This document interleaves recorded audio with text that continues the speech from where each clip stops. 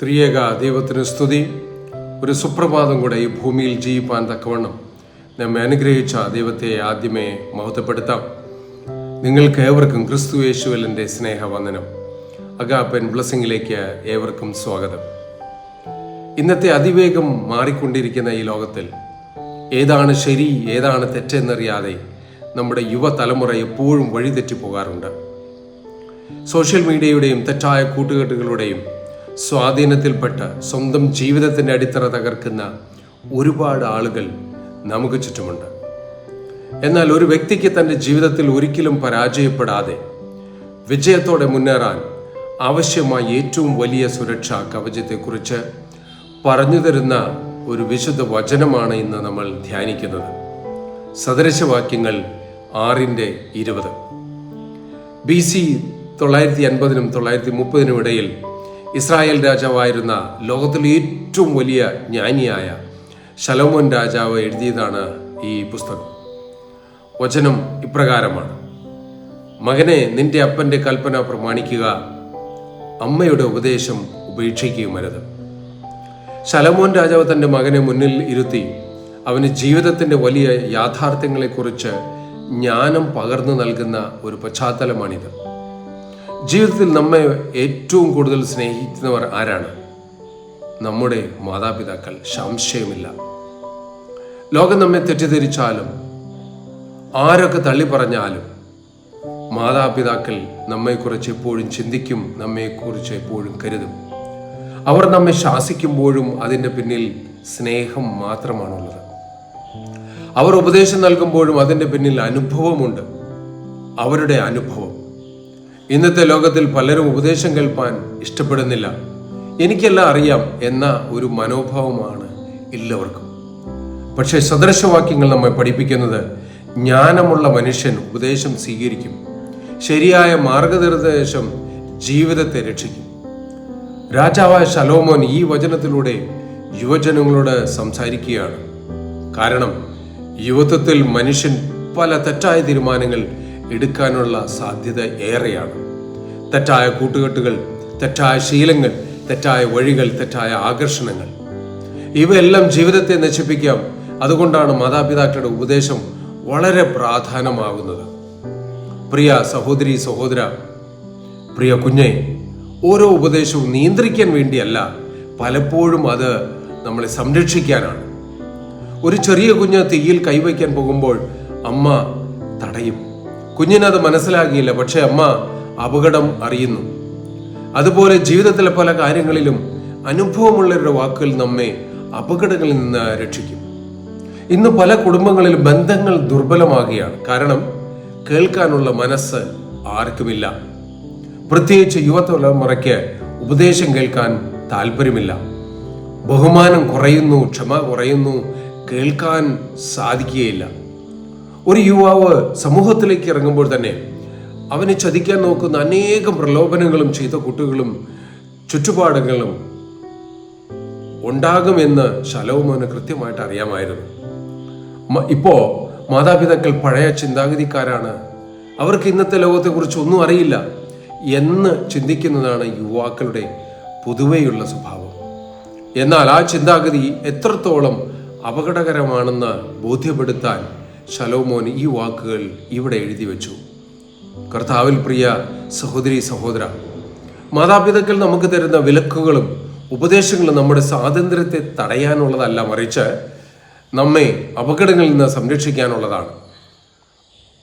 ഒരു ഉദാഹരണത്തിന്, ഒരു തീവണ്ടി അതിൻ്റെ പാളത്തിലൂടെ മാത്രം ഓടാനുള്ള സ്വാതന്ത്ര്യമേ ഉള്ളൂ. എനിക്ക് പാളം വേണ്ട, ഞാൻ എൻ്റെ ഇഷ്ടത്തിന് ഓടും എന്ന് പറഞ്ഞ് അത് പാളം തെറ്റിയാൽ വലിയൊരു അപകടമാണ് സംഭവിക്കുക. ഇതുപോലെയാണ് ദൈവവചനത്തിലും മാതാപിതാക്കളുടെ ഉപദേശത്തിലും അധിഷ്ഠിതമായ നമ്മുടെ ജീവിതത്തിൻ്റെ അതിർവരമ്പുകൾ. ഈ വചനത്തിൻ്റെ തൊട്ടടുത്ത വാക്യങ്ങളിൽ ശലോമോൻ പറയുന്നു, ഈ ഉപദേശങ്ങളെ നീ നിന്റെ കഴുത്തിൽ ധരിക്കണം, നിന്റെ ഹൃദയത്തിൽ കെട്ടിവെക്കണം. കാരണം നീ നടക്കുമ്പോൾ അത് നിനക്ക് വഴികാട്ടും, നീ ഉറങ്ങുമ്പോൾ അത് നിന്നെ കാത്തു സൂക്ഷിക്കും, നീ ഉണരുമ്പോൾ അത് നിന്നോട് സംസാരിക്കും. ദൈവവചനം പറയുന്നത് പിതാവിൻ്റെ കൽപ്പന പ്രമാണിക്കൂ, മാതാവിൻ്റെ ഉപദേശം ഉപേക്ഷിക്കുകയും അരുത് എന്ന് വെച്ചാൽ അതിൻ്റെ അർത്ഥം അന്ധമായി എല്ലാം അനുസരിക്കുക എന്നല്ല, പക്ഷെ ജ്ഞാനത്തോടെ കേൾക്കുക, ബഹുമാനത്തോടെ സ്വീകരിക്കുക, അതിനെ സമീപിക്കുക, അവരുടെ സ്നേഹവും അനുഭവവും വിലമതിക്കുക. നമുക്കറിയാവുന്നതുപോലെ ജീവിതത്തിൽ വിജയിക്കണമെങ്കിൽ അറിവ് മാത്രം പോരാ, ജ്ഞാനവും വേണം. ജ്ഞാനം പലപ്പോഴും പുസ്തകങ്ങളിൽ നിന്നല്ല, അനുഭവങ്ങളിൽ നിന്നാണ് വരുന്നത്. അതിനാൽ മാതാപിതാക്കളിൽ നിന്നും, ഗുരുക്കന്മാരിൽ നിന്നും, സഹോദരി സഹോദരങ്ങളിൽ നിന്നും, ദൈവഭക്തരായ ആളുകളിൽ നിന്നും പഠിക്കുവാൻ നമ്മൾ തയ്യാറാകണം. ശരിയായ ഉപദേശം ജീവിതത്തിൻ്റെ വഴികാട്ടിയാണ്. അതുകൊണ്ട് വിനയത്തോടെ പഠിക്കൂ, ജ്ഞാനം സ്വീകരിക്കൂ, നല്ല ഉപദേശങ്ങൾ ജീവിതത്തിൽ പ്രയോഗിക്കൂ.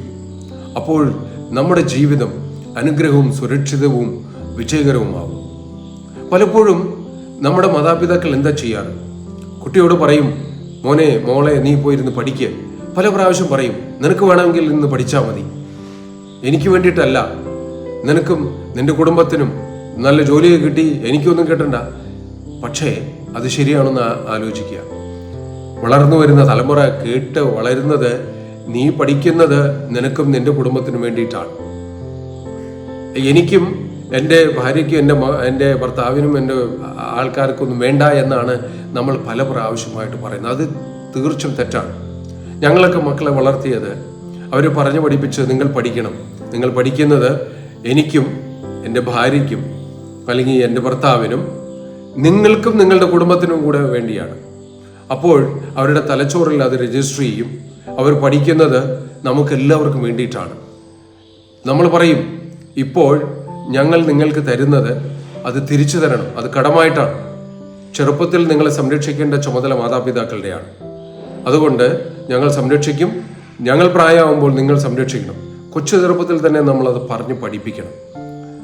കുട്ടികളോട് നോ പറയേണ്ട സ്ഥലത്ത് നമ്മൾ നോ പറയണം. ജീവിതത്തിൽ ശരിയും തെറ്റും തിരിച്ചറിയാൻ സാധിക്കാത്ത കൊച്ചു പ്രായത്തിൽ അവരെ ശരിയും തെറ്റും തിരിച്ചു കൊടുക്കേണ്ടത് മാതാപിതാക്കളുടെ സഹോദരി സഹോദരങ്ങളുടെ ഉത്തരവാദിത്തമാണ്.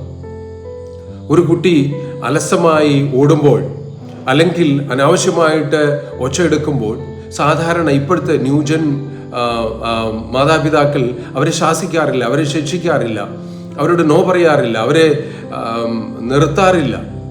ഓടുന്നതിൻ്റെ പുറകെ അമ്മയും അപ്പനും ഓടുന്നതാണ് നമുക്ക് കാണാൻ സാധിക്കുന്നത്. ഓ, എൻ്റെ അപ്പൻ എന്നെ തല്ലി വളർത്തിയതുപോലെ ഞാൻ വളർത്തില്ല. പക്ഷെ നിങ്ങൾ ആ കുഞ്ഞിനെ നല്ല രീതിയിൽ വളർത്തുകയല്ല, നിങ്ങൾ നശിപ്പിക്കുകയാണ്. ആ കുഞ്ഞിൻ്റെ ജീവിതം കുട്ടിച്ചോറാക്കുകയാണ്. നോ പറയേണ്ട സമയത്ത് നോ പറയണം. ശരിയും തെറ്റും കുഞ്ഞിനെ തിരിച്ചു കൊടുക്കണം. അതാണ് നമ്മൾ ചെയ്യേണ്ടത്. അവൻ അത് കേട്ട് വളരണം. ശരിയും തെറ്റും മനസ്സിലാക്കി ജീവിതത്തിൽ നോ കേട്ട് വളരണം. അതാണ് സ്നേഹം. അല്ലാതെ നിങ്ങൾ കയറൂരി വിടുന്നതല്ല പാരന്റിങ്. അത് നമ്മൾ ഓരോരുത്തരും ഓർത്ത് അതിനു വേണ്ടിയിട്ട് നമ്മൾ ശ്രമിക്കണം, നമ്മളത് ചെയ്യണം. അപ്പോൾ നമ്മുടെ ജീവിതം അനുഗ്രഹകരവും സുരക്ഷിതവും വിജയകരവുമാവും.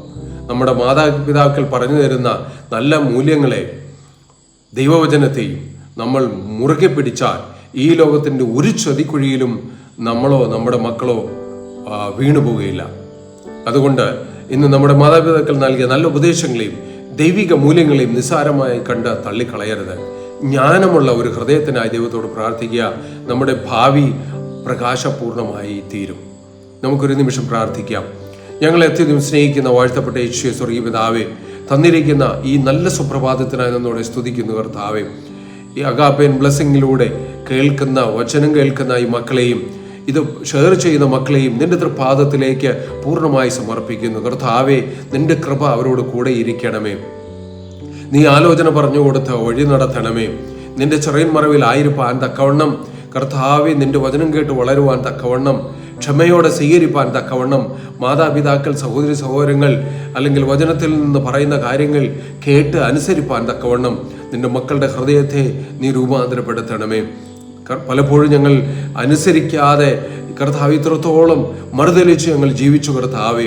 അടിയങ്ങളോട് പൊറുക്കണമേ. നിന്നോട് മറുതലിച്ച് ജീവിച്ചു, എൻ്റെ മാതാപിതാക്കളോട് മറുതലിച്ച് ജീവിച്ചു കർത്താവ്. ഞങ്ങൾ കേൾക്കേണ്ട ഉപദേശങ്ങളൊന്നും കേട്ടില്ല, എല്ലാം അറിയാവും എന്നുള്ളൊരു ഭാവമായിരുന്നു.